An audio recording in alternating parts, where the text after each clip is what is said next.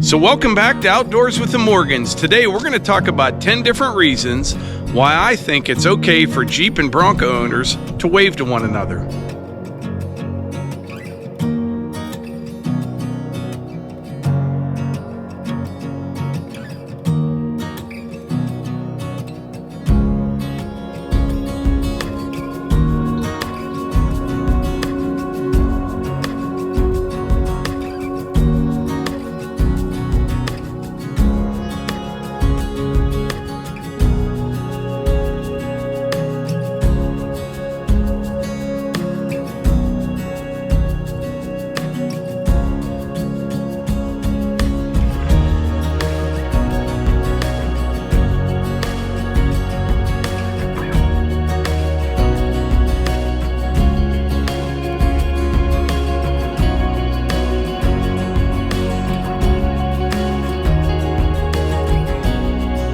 What we have here behind me is a 2021 Ford Bronco with the Wild Track trim and a 2021 Jeep Rubicon. The Bronco is bone stock. We haven't done a thing to it. The Jeep, it has been lifted with a 3.5-inch JKS lift, 35-inch tires, new wheels, Weston bumpers, and a worn winch. And if you're wondering, sticker price on these two vehicles, the Jeep was about $300 more than the Bronco. The Bronco has a 2.7 liter V6 twin turbo. It produces 315 horsepower. The Jeep, a 2 liter 4-cylinder producing 270 horsepower. Now we've had the Jeep for about almost a year now. The Bronco, we picked it up last October. The Jeep's got about 10,000 miles on it. Bronco, 2,400. So far, we like them both quite a bit. Both of them have slight advantages over the others. We'll get into all that in another video. But basically what we want to talk about today is why I think Jeep owners and Bronco owners should wave to one another. So Melissa's out here with me now. Many of you may or may not know, but there's such a thing called the Jeep wave. And what that is when people in a Jeep Wrangler pass another Jeep Wrangler, they wave to one another. Now, I was not familiar with this until we got our first Jeep. And I remember I picked it up at the dealer, and I'm driving it home, and some girl coming the other way waved to me. And I'm like, wonder who that was and how she knew I was driving this. I had no idea. But then as time went on, we figured it out pretty quick. But what would you say, Melissa? Maybe 70% of the time people wave? Yeah. And it's not like a crazy wave, like a Forrest Gump on the boat kind of wave. You have your hands on the steering wheel, and it's just a 1 finger, 2 finger, yeah. Yeah. So today, we're going to talk about 10 different reasons why we think, Jeep and Bronco owners should wave to one another. What do you think? Okay. Both these vehicles are made in America. The Jeep, Toledo, Ohio. The Bronco, Wayne, Michigan. Number 2, neither Jeep or Bronco owners base their decision on gas mileage, because neither one of these get good gas mileage. By the way, none of these reasons are in any particular order, but Melissa just brought up another good one. What is it, Melissa? Number 3, you can make it customizable to your own likes, what you're modifying, what you want to do with it. The Jeep, you can add, like we added the front bumper, the winch, a lot of the tires, the lift.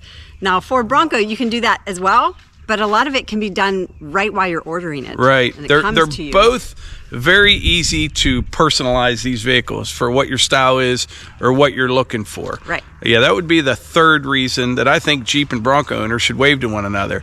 Number 4, both of these are very off-road capable right from the factory. Like we said, we ordered, the Bronco took about a year to get. The Jeep didn't take long at all. They had one at the dealer, but right from the factory, even before we added the lift and the tires and all that on the Jeep, both are very, very off-road capable machines. I would say there's only 2 or 3 other manufacturers out there that make anything that can compare with the Jeep and the Bronco. Another great reason, these are the only 2 vehicles that I know of that you can take the doors and the roof off without like torches or the jaws of life. That's right. Jeep and Bronco. Now, number 6 is a big one. Actually, I think it's one of the main reasons Jeep and Bronco owners should wave to one another. These 2 vehicles behind me, basically they're related to one another, kind of like long lost cousins. Now, Jeep originated in Butler, Pennsylvania. Now, I know a lot of people in Toledo, Ohio like to claim that the first Jeep was made in their city. Unfortunately for them though, just because you say something enough doesn't make it true. The first Jeep came from Butler, Pennsylvania. Back when World War II started, the United States was looking for an off-road reconnaissance vehicle. In 1940, they asked 135 different companies to build a prototype in just 75 days. Only 2 companies responded.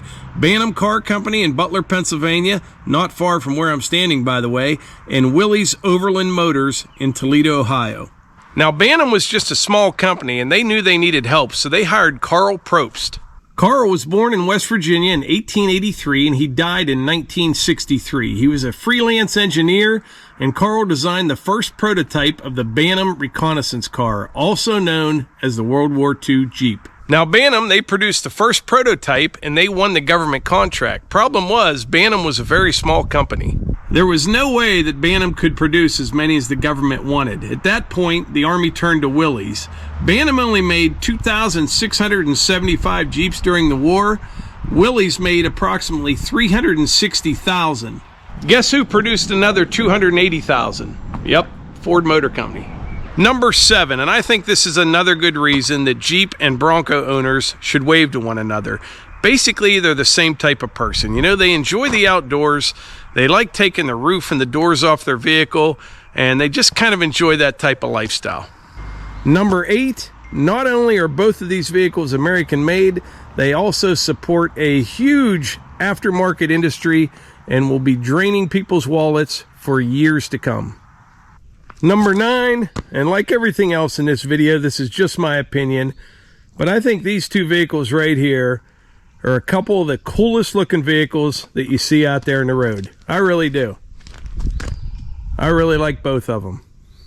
All right, this brings us to number 10, the final reason that I think Jeep and Bronco owners should wave to one another. And quite honestly, I think this is the most important one. You know, there's enough divisiveness in the world. I see on Facebook groups and internet forums, people arguing back and forth about Jeep versus Bronco. Bottom line is, they're both great vehicles. They have tons of things in common, and so do the people that drive them. But anyway, that's it for today's video. I know this video is a little different than what you're used to seeing on our channel, but if you enjoy this type of content and all the things outdoors, please click subscribe, hit that like button, and share it with your friends. Thanks.